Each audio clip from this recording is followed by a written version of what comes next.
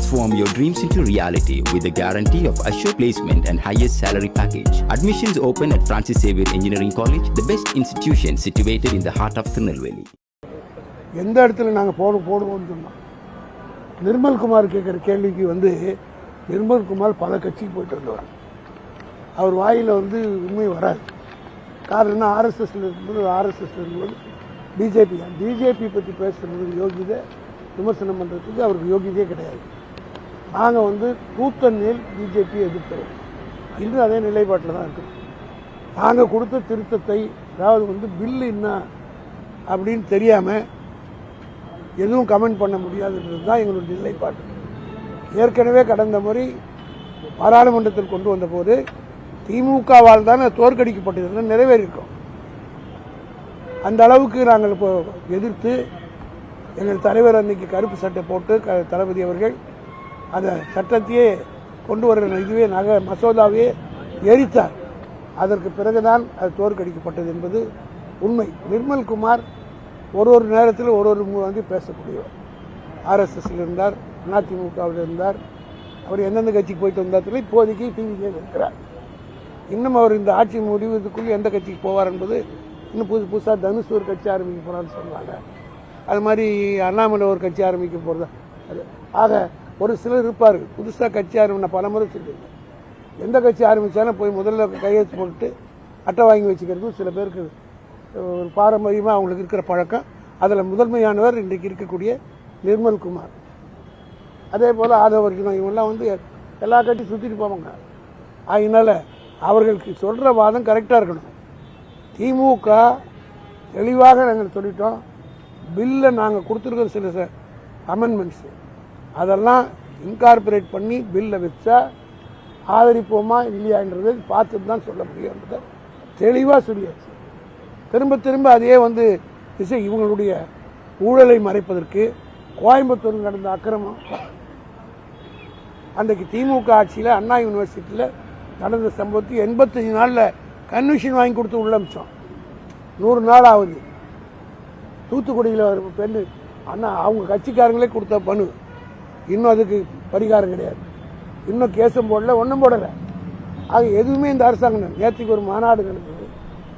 பத்திரிகையாளர் எவ்வளோ பெரிய மாநாடாக இருந்தாலும் பத்திரிகையாளர் இருந்தால் 4th பில்லருக்கு தான் முதல் பக்கத்துக்கு கொடுக்கணும். ஆனால் உங்களுடைய உள்ள விடலை. அது என்ன நடந்தது அங்கன்றது யாருக்கு ஒரு முதலமைச்சரே பேசலை. இவர் சொல்றார் அந்த முதலீட்டாளர்கள்லாம் வந்துட்டாங்களாம். நாங்கள் போட்ட ஒப்பந்தம் எங்கள் தலைவர் கொண்டு அன்னைக்கு போட்ட ஒப்பந்தத்தில் ஒரு பார்ட்டு ஆரம்பிச்சுட்டாங்க, செகண்ட் இன்ஸ்டால்மெண்ட்டை போட்டிருக்காங்க. அவ்வளோதான். அப்படி இருக்கும்போது பத்திரிகையாளர் கொடுத்தா என்ன, இதெல்லாம் வெட்ட வெளிச்சமாக நீங்கள் போட்டு காட்டினா மக்களுக்கு தெரிஞ்சிடும். அதனால ரகசியம், இதில் என்ன ரகசியம் இருக்கு? இதுவாக இருந்தாலும் மக்கள் பொதுமக்களுக்கு தெரியணுமில்ல, குறிப்பாக பத்திரிகையாளர்களுக்கு தெரியணுமில்ல. பத்திரிகையாளர்களே அனுமதிக்காமல் ஒரு கூட்டம் நடத்துறது தமிழ்நாட்டில் இது பார்த்ததில்லை. இதான் முதல் முறையாக நடந்துவிட்டது. அதே போல் சென்னையில் வீட்டு வரி பயங்கரமாக ஏறிப்போச்சு. நான் 4 முறை ஆலந்தூர் நகராட்சி தலைவராக இருந்தேன். எங்களுடைய நகராட்சியும் சென்னையோடு இணைக்கப்பட்டது. அப்பொழுது நான் ஒரு வழக்கு போட்டேன் சென்னை உயர்நீதிமன்றத்தில். அதாவது மாநகராட்சி, சென்னை மாநகராட்சி சொத்து வரியை நீண்ட நாளுக்கு போடலை, பல்வேறு காரணங்களுக்காக போடலை. எம்ஜிஆர் காலத்திலிருந்து அது அப்படியே நீடிக்க வந்தார். பல ஆண்டு காலமாக சொத்து வரி போடப்படவில்லை. ஆனால் 3 வருடத்துக்கு முறை 5 வருடத்துக்கு குறை அதிகபட்சமாக 5 வருடத்துக்குள்ளாக நகராட்சி பகுதியில் நாங்கள் டாக்ஸ் போட்டுகிட்டே இருந்தோம்.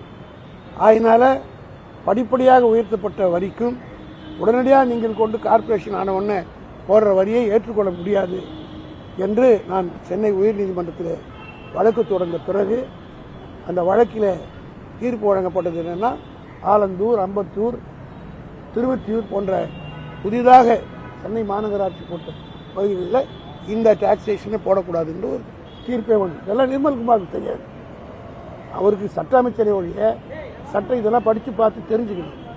ஆனால் இன்னைக்கு எங்கள் ஊரில் நீங்கள் பார்த்தீங்கன்னா புதுசாக இப்போ கார்பரேஷனில் இருந்து போட்டிருக்கிறது அவங்க முன்னே நம்ம என்ன பண்ணோம், கார்பரேஷன் டேக்ஸில் அவங்களே செல்ஃப் டிக்ளரேஷன் அவங்களே கொடுக்கணும். இன்னொரு பச்சையாக போய் கொடுக்குறாங்க. 50 அப்பார்ட்மெண்ட்டில் 2 பேருக்கு தான் அசஸ்மெண்ட் போட்டாங்கன்றாரு. ஒவ்வொருத்தருக்கும் இண்டிவிஜுவல் அசஸ்மெண்ட் இருக்கும், ஒவ்வொருத்தருக்கும் இண்டிவிஜுவல் பட்டா இருக்கணும். அப்படி இருந்ததுன்னா சிஎம்டி மூலமா அந்த பில்டிங்லாம் இடிக்க வேண்டியதானே? அந்த பவர் உங்களுக்கு இருக்குல்ல. இப்படி வாய் பிடிச்சதோ வாங்கா பிடிச்சதோன்னு சொல்லி பொய் புழுகிற அமைச்சர்கள் தான் இன்றைக்கு இருக்கிறார்கள். அது திமுக நேற்றைய தினம் எங்கள் கட்சியினுடைய தென்சென்னை மாவட்ட செயலாளர் முன்னாள் மேயராக இருந்த மா சுப்பிரமணியம் ஒரு கண்டன அறிக்கையை விட்டு மக்கள் மத்தியில் பெரிய கொதிப்பு ஏற்பட்ட பிறகு இன்றைக்கு அதை சஸ்பெண்ட் பண்ணதா சொல்றாங்க. Temporarily suspend. ஆக பர்மனண்டா இதுக்கு ஒன்றும் இஷ்யூ உங்களுக்கு சொல்ல முடியல. அது மட்டும் இல்லை, இவர் சட்ட மந்திரி, சம்பந்தப்பட்ட உள்ளாட்சித்துறை அமைச்சர் அதை பற்றி வாய் திறக்கல, அதிகாரிகளும் யாரும் சொல்லல. ஆகவே இந்த வரி உயர்வை அவர் நிறுத்தாவிட்டால் சென்னையிலே திராவிட முன்னேற்ற கழகத்தின் சார்பில் மிகப்பெரிய ஆர்ப்பாட்டத்தை நடத்துவோம்.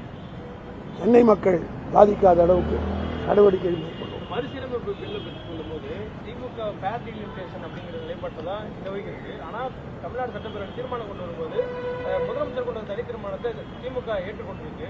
அப்போ திமுகவும் அவங்க சொல்லக்கூடிய நோ டீலிமிட்டேஷன் அப்படிங்கிறதுக்குள்ள நிற்கிறார். அதாவது நாங்கள் ஏற்கனவே ஒரு தீர்மானம் போட்டுட்டோம்.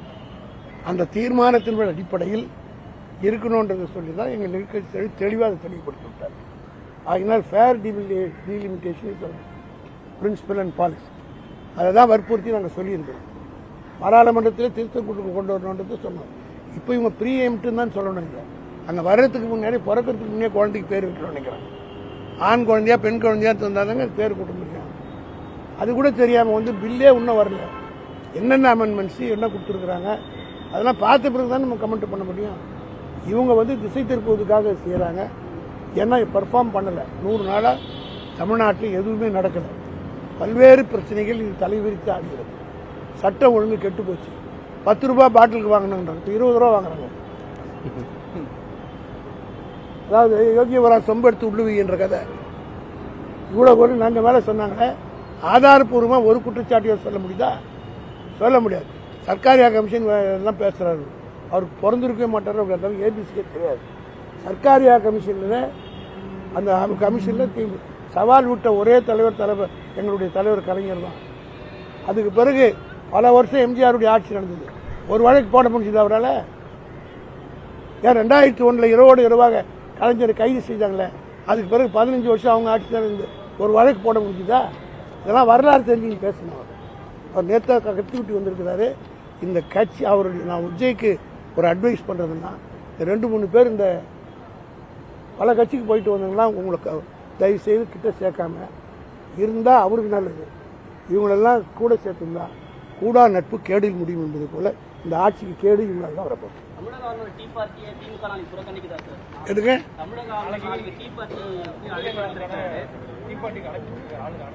தலைவர் எதிர்கட்சி தலைவர் சொல்றாரு. Transform your dreams into reality with the guarantee of assured placement and highest salary package. Admissions open at Francis Xavier Engineering College, the best institution situated in the heart of Tirunelveli.